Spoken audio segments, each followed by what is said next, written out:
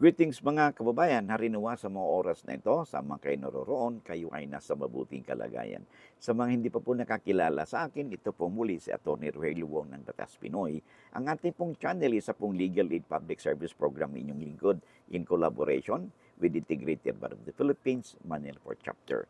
Paalala lang po, ang ating pong pinag-usapan ay huwag po niyong maituring sa legal opinion bagkos consider discussion for information and academic purposes only. Kung meron kayong compelling issues, sabi, pinaka-the best na ang magkonsulta po kayo sa lawyer ninyo. Okay? Maraming salamat. Okay. O bago tayo magpatuloy, pwede bang makahiram po ng inyong oras, no? I-promote ko lang po yung ating libro, no? Ito po ay, itong mga libro po ito ay napaka-importante. Mas maganda kung meron kayong kopya nito sa inyong bahay, particularly o sa inyong workplaces, particularly ito pong legal handbook, no? Itong legal handbook po, a daily companion for all. Ito po yung mga extract ng mga batas na may kinalaman po sa buhay po natin from the time na tayo pinaglihi hanggang sa pinanganak at nagkaroon ng pamilya, nagkaroon ng properties, din nagkaroon ng issue sa suporta, sa titulo ng lupa, okay?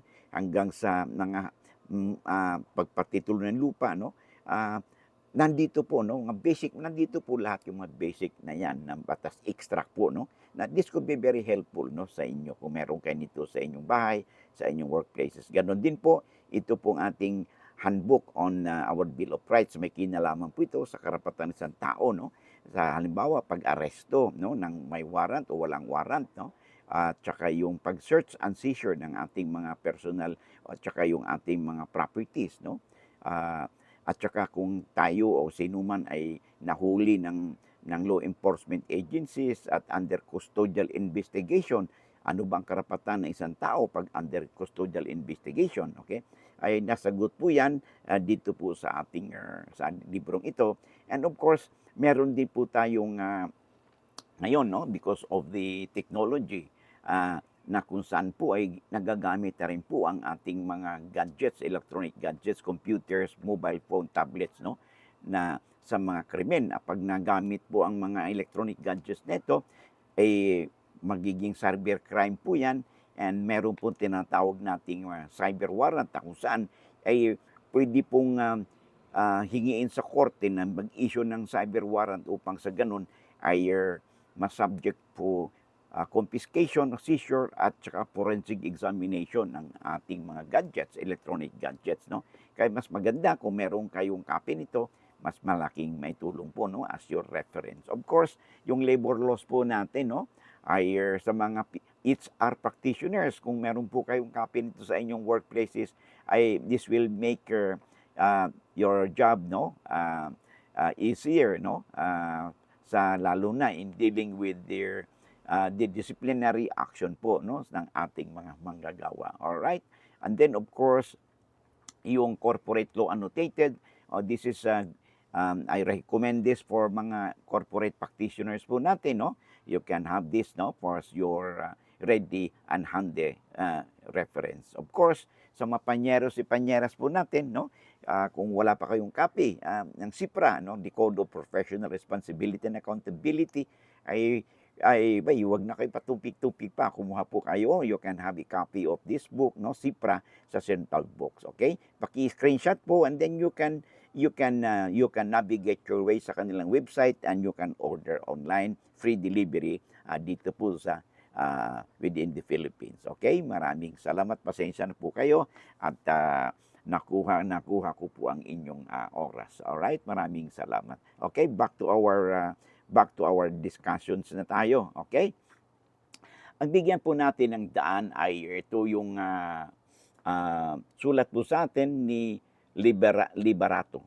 Okay? Sabi niya, Attorney, magandang hapon po. May tanong po ako ukol sa lupang minana namin. Sabi niya, ha? Okay? 8 magkakapatid. Hindi ito nabayaran ang amilyar o buhis. Tapos diniklara na sadar na public land. Tapos hinahanap ang mga anak at nakapangalan sa titulo. 8 kami pero nabigyan lang ng CLOA ng DAR ay 6 na magkapatid. Anong gagawin sa 2 kapatid? May habol po ba sila sa mana? Okay. Yes, definitely lagi nating sinasabi, ha, ang mga anak, sila ay mga compulsory heirs ng magulang, okay.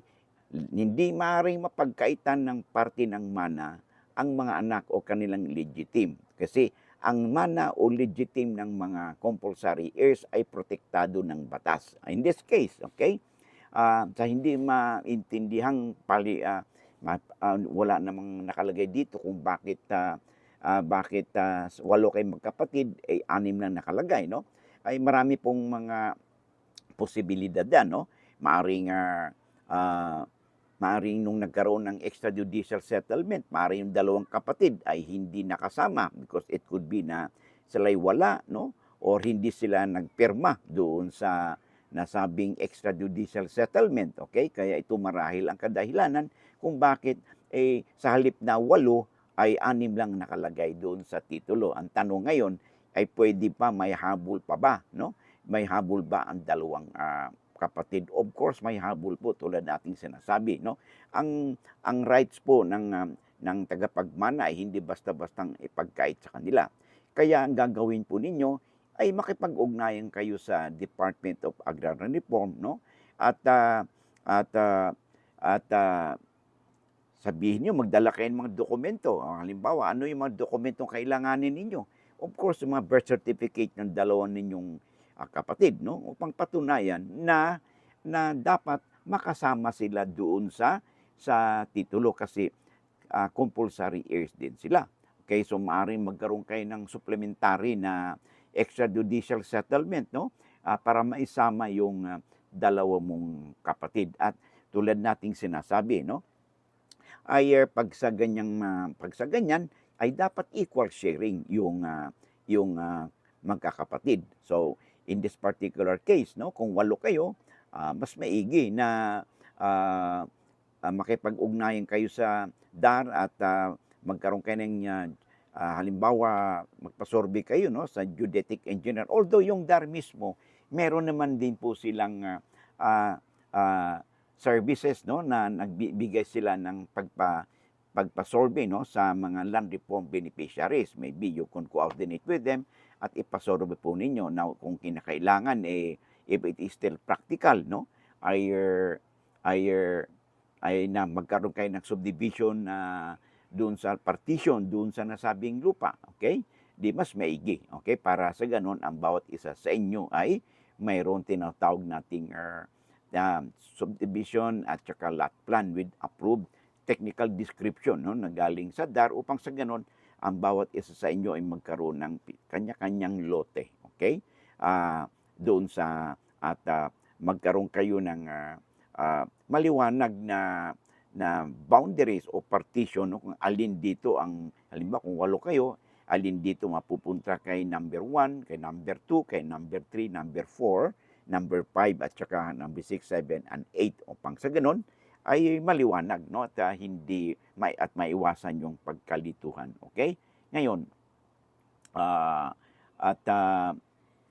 siguruhin lang ninyo, no, by the way, ang isa po sa mga benefits, no, ng pag ang tatay ninyo ay land reform beneficiaries, okay, ay sila po ay exempted po kayo sa pagbabayad ng estate tax, no? Doon sa BIR, kumuha lang po kayo ng certification doon sa DAR na ay qualified ang inyong tatay na bilang at meron siyang tinatawag na katulad meron siyang CLOA, no, okay, na siya ay isang land reform beneficiaries, okay? So okay, hanggang dito na lamang at I hope, no, to see you again in the next video po natin or live streaming po natin. Okay? God bless.